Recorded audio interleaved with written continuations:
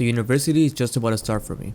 And honestly, I know uni is one of the main factors for so many Muslims and people in general getting off self-improvement. And then they go on the spiral of stress, bad habits, going off deen, and it truly becomes a, I don't want to swear, but a really crappy and a bad time for them. I mean, just use your imagination.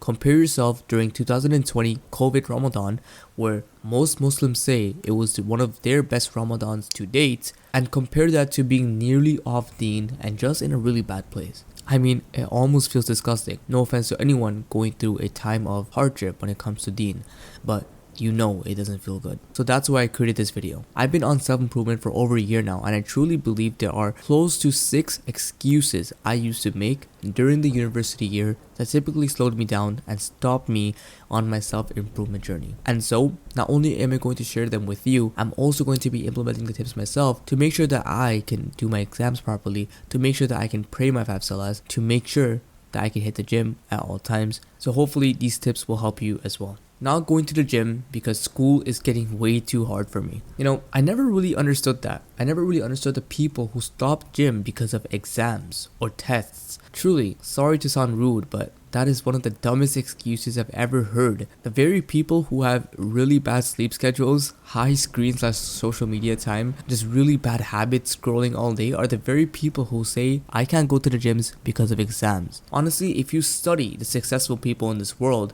you would see that most of them start their days by working out because it helps them conquer the other hard task of the day. If they do something hard at the beginning of the day, they'll probably get through their other hardest tasks for the rest of the day. Missing salah. That is another excuse. I don't understand this. How can you miss salah if that was the only thing that you're made to do? Allah said in the Quran, I did not create jinn and humans except to worship me. But not only that, now we're starting to replace the dunya over the deen. And let's say you die tomorrow. Imagine yourself right now telling Allah subhanahu wa ta'ala, hey, I was doing my exams and that's why I was neglecting salah. Imagine saying that to Allah. Imagine saying that in your qabr, in your grave, when Allah tells you that this entire exam, testing, university degree, jobs, it's all fake. You don't take a degree with you. What is a degree gonna do when the world's gonna end? Does it now feel like an illusion? That doesn't mean that gives us an excuse to do bad. We should still excel because at the end of the day, we don't want to be depressed, sad people with no achievements in life. If you're a Muslim, you have to believe Allah is the greatest and the most powerful. So this is where it gets super crazy. Now, what if I told you that you can have access to Bill Gates?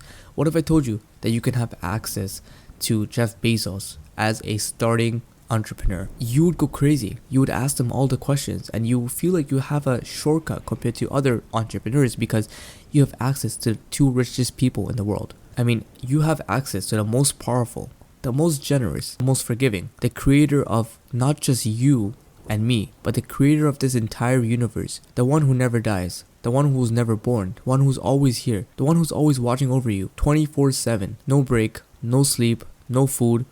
That is Allah. And what if I told you you have direct access to Allah through dua, through salah, and yet we ignore him for a test? We don't pray our salahs for an exam when clearly praying salah and asking dua to the most powerful, the most generous, the most giving, we neglect that for exams when we can just ask Allah to help us on our exams by showing Allah why we deserve to be helped through salah and through dua and through other forms of worship. Do you understand how insane that is? We'd go crazy if we had access to a billionaire in our contacts.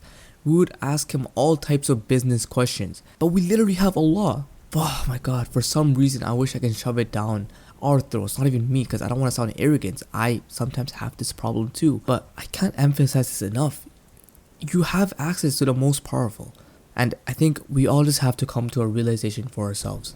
Falling off self-improvement habits like journaling, like going to the gym, like meditating, like reading books. Now, especially during exam times, we typically make this one excuse, which is that, oh, it's exam time, so I have to be studying all day. I can't go ahead and do my self-improvement tasks. I have to wake up and start studying.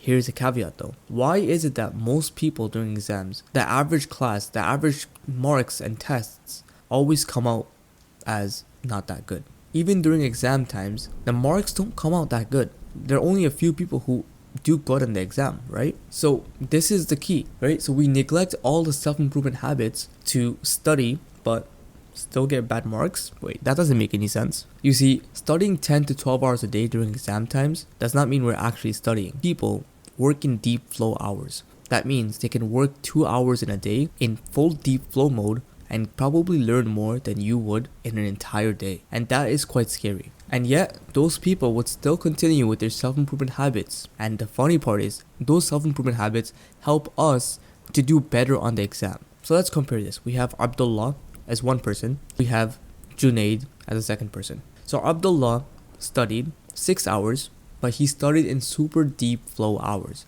He studied without any distractions. He doesn't even have social media. He, doesn't have like friends calling him 24/7. He's just studying, doing the actual things, the main things he's supposed to be doing on the exam, practice sheets. He woke up, meditated, prayed salah, read Quran, ate a good breakfast, or he just drank some coffee and fasted, and he got straight to studying. Compared to you sleeping at 3 a.m. because you think studying till late is going to benefit you, which it does to some people. However, so you slept at 3 a.m., you woke up at 11 a.m., you feel tired, you feel groggy. Now you're going to go eat a breakfast. Oh, it's almost lunchtime, so might as well eat something. Oh, I don't have that much time, so I'm going to go eat cereal. Do you not see the contrast here? Who's going to succeed more? Someone who's going to study super tired until 3 a.m. or someone who's going to structure his day, work in deep flow hours, be meditated, go to the gym, pray salahs, and just stay on top of his game. Who's going to do better on the exam? Who's going to do better while studying? You tell me. Now, a lot of people are going to come to me and say, well, what about those people who still study till 3 a.m.? Yeah, I mean, there's some people who can just sit down and do the work. I'm not saying not to study till 3 a.m. But make sure you don't neglect the other things because they'll help you 10 times more if you just did them. Self-improvement is there for a reason, to help you get to the work faster, to help you finish the work faster, to help you do more work. So that's the only reason for self-improvement. Self-improvement is a tool. These things are tools to help you work even more.